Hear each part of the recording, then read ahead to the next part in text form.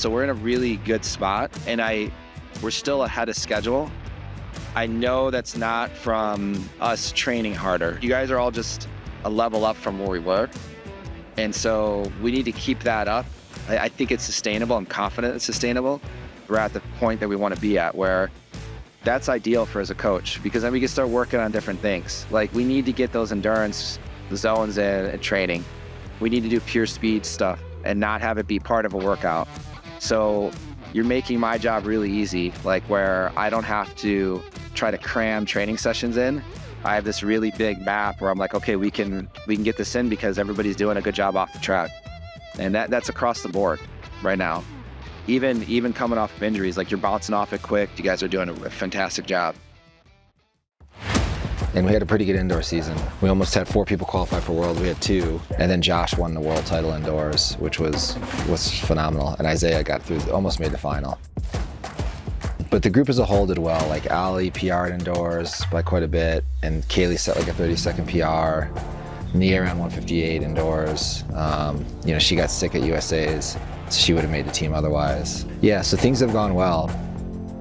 Josh broke the world record in the 2 mile, and he won the world title in the 3K, which was massive. And the way he looked when he won that world title gave me goosebumps to watch it. It was so cool, and to do it on his home turf was even better. I think both of us had some trepidation with it because it's early, and we really want to do well outdoors. As a coach, like, I'm trying to think about things that they can be really proud of when their career is over. So that's why I was encouraging him to do it. And for him, he had the same reasons of being a little bit cautious about it, but he was like, you know, it's home and I want to race in front of my family and friends. The world record at Oregon Relays was unexpected. The record that they broke was made of an all-star team at the World Relay Championships. This record, where they were all on the same team. I can sense the pressure that the athletes are experiencing.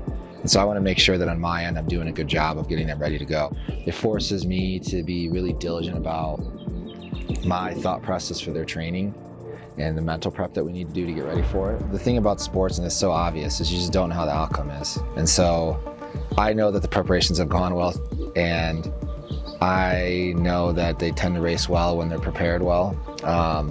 But it just matters so much this year. I start drawing a lot on the why. So when we're talking about race strategies, those things are super important, but the why is a critical part. Because at some point they're gonna be suffering in the race, and at some point they have to make the decision to want to suffer more. Somebody like Isaiah and Nia, you know, making the team last year, like, they should make the team this year. I think of somebody like Henry, who's been so close so many times now. And I think somebody like Henry will. I think he'll be like a cool story of the trials when it's all over.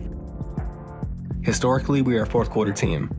If you look back at our results, our season best, all of those historic performances, they take place at the trials and beyond. Each athlete has a legitimate chance of making history over the next few weeks. You know, we're the underdogs, but our pack has never been stronger. We're ready for this. We're ready to take on Eugene. We're ready to take on Manchester. We're ready to take on Portugal. We're ready to take on Mexico. The path to Paris starts now. And I can't wait.